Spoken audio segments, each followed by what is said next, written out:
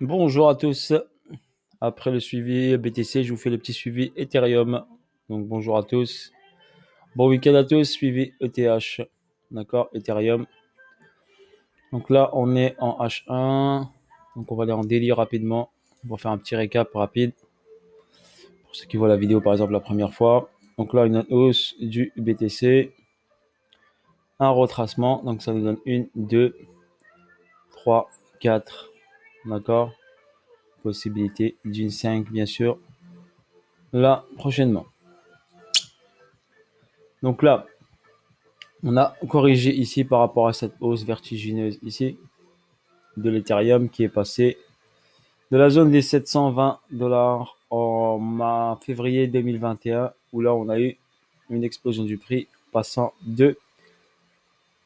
d'environ 730 dollars jusqu'à 4300 son ATH. Ensuite on a eu une correction et ici on a une distribution qui s'est mise en place. Un SCAR, un ST-STB. Et pour l'instant, on n'a pas eu le spring, donc ce niveau-là. Donc cette liquidité reste en attente ici, ce niveau-là. Et là, on a une correction. On va aller ici sur mon deuxième graphe. Non, pas celui-là. Celui-ci. Allez, celui-ci, ouais. Donc là, on a un BC, on a un AR, on a un ST. Forcément, on aura un saut qui sera là. Donc cette liquidité, regardez, cette descente, hop, cette liquidité a été prise, comme vous pouvez. Je vous l'ai dit déjà. Et là, ici, on a un equal low, donc deux niveaux qui sont au même niveau précisément. Si on zoome, on vous le montre. Je vous le montre. Il est au même niveau ici. C'est un equal low, donc une liquidité en attente qui doit être prise. Donc, si cette liquidité en attente est prise, donc à mon avis, celle-ci sera prise et celle-ci sera prise. D'accord? Donc, le prix, je le vois bien descendre sous la ligne verte ici. La ligne verte est au 1293. Pour une prise de liquidité, pour pouvoir avoir un démarrage haussier solide et un peu plus long pour aller chercher un ATH beaucoup plus loin. Donc pour votre information, si on a ici, on a un BC, un AR, un ST, là on aura un saut. Et à partir de ce saut là, on doit faire un double sommet. Vous aimez les doubles tops, donc c'est double top décalé. Un double sommet avec un UT et un UTAD. Donc à partir de ce niveau là, le BTC, l'Ethereum ira chercher des plus hauts. Mais il faut qu'il corrige sainement ici. Car on a eu une hausse très importante ici sur cette vague 3 qui a été d'environ, je vais vous calculer le pourcentage rapidement. Donc là, on a eu un pourcentage de 6300%, qui est monstrueux. Donc 1 fois 63 sur un investissement ici, 1 fois 63 sur un investissement ici au mois de mars 2020. Donc pratiquement en 1 an et demi, vous avez une hausse de 63%, de fois 63. Ensuite, ici, on a une correction d'environ, si on regarde bien ici, on a eu une bonne correction on est passé de 4366, 4357 à ici au plus bas cette zone 1700, d'accord? Donc de 4000 à 1700 pratiquement un petit 55%. La ligne des 50 elle est là, donc environ un 55% easy, facile. Donc voilà, la correction a été effectuée là. Le 61.8 il est là, il est à 1700. Donc on est venu chercher ici au niveau des 61.8 de retracement du Fibonacci, le nombre d'or. Ensuite, on a fait ici une impulsion, donc une vague A, une vague B, et ensuite, normalement, on a une C qui va enfoncer ici ce niveau-là. Prise de liquidité ici. Et ici, sur cette zone-là, on va aller en H1 pour vous montrer. Ici en H1, bien sûr, on a eu une hausse ici, une latéralisation qui a provoqué ici une distribution avec ici un UTAD. Ok, BC, AR, ST, BC, AR, ST, saut, UT, correction, UTAD, chute. Bien sûr, ici, la chute doit descendre bien sûr en dessous de ce niveau de cette ligne rouge que je vous ai mise minimum. Donc là, si on rentre ici en dessous, la ligne des 50 ici, elle est là. Donc ici, la zone discount, elle est là, de cette structure-là, plus bas, plus haut. Ok, donc là, on serait en discount. Ici, on descend en dessous de cette ligne verte. Ici, c'est le discount daily. Donc, l'idéalement, c'est qu'on rentre ici en discount là. Et ensuite en discount ici pour avoir un full discount. Et aller chercher la liquidité. Donc ici, on a une hausse ici, un retracement, une hausse, un retracement qu'on va voir, d'accord? Donc, on se prépare à attendre une petite correction ici de l'Ethereum par rapport à la vidéo que je vous ai montré là hier. Donc le prix de l'Ethereum était pratiquement ici en haut ici et là regardez, ça chute et toujours en cours et s'entame. Bien sûr, vous aurez des petits rebonds aussi, c'est tout à fait normal parce qu'un prix ne peut pas descendre directement, sauf ici où on a une grosse descente rapide. Donc là, on a une réaction haussière, donc il y a des gens qui ont acheté ici, on est rentré ici, regardez, sous les 50, intrusion sous les 50, donc en zone discount. Comme je vous ai dit, il y a toujours une petite intrusion et ensuite une réaction en zone premium et ensuite un retour en zone discount. Donc quand on a une image comme ça, le prix risque fortement de revenir sur cette zone-là. Ceux qui adorent les figures chartistes, vous avez tracé pour me marrer un petit peu, pour animer un petit peu cette petite vidéo. On appelle ça une figure chartiste diamant. Donc un diamant ici, d'accord, est une figure chartiste de retournement.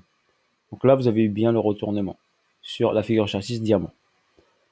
Donc ce retournement vous donne un target de la hauteur de cette figure. Ok, voilà, je vous ai fait ça comme pour le BTC où j'ai fait épaule, tête, épaule.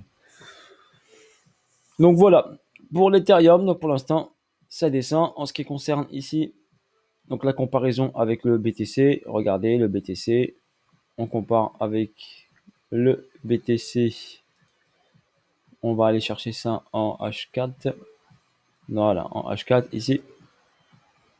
Donc ils sont c'est pratiquement le même move, hein, du copier-coller. Hein. C'est monté tous les deux en même temps, ça chute tous les deux en même temps, donc ils sont corrélés positivement. Ensuite, le market cap. Donc le market cap ici, si on compare bien, on va mettre aussi le BTC. Donc là, le market cap, qu'est-ce qu'il a fait à partir d'ici? Du 9 août, le market cap a commencé à descendre. Donc le 9 août ici, on a eu l'Ethereum qui a rangé et ensuite, hop, la deuxième chute a provoqué ici cette impulsion haussière au niveau de la, excusez-moi, de la dominance du BTC. Donc là, une descente ici, qui s'est provoquée. Et à partir ici, quand la dominance est remontée, et ben on a eu une réaction haussière car vous avez eu ici des gens qui sont rentrés en achat. Et pour moi, c'est des achats précipités.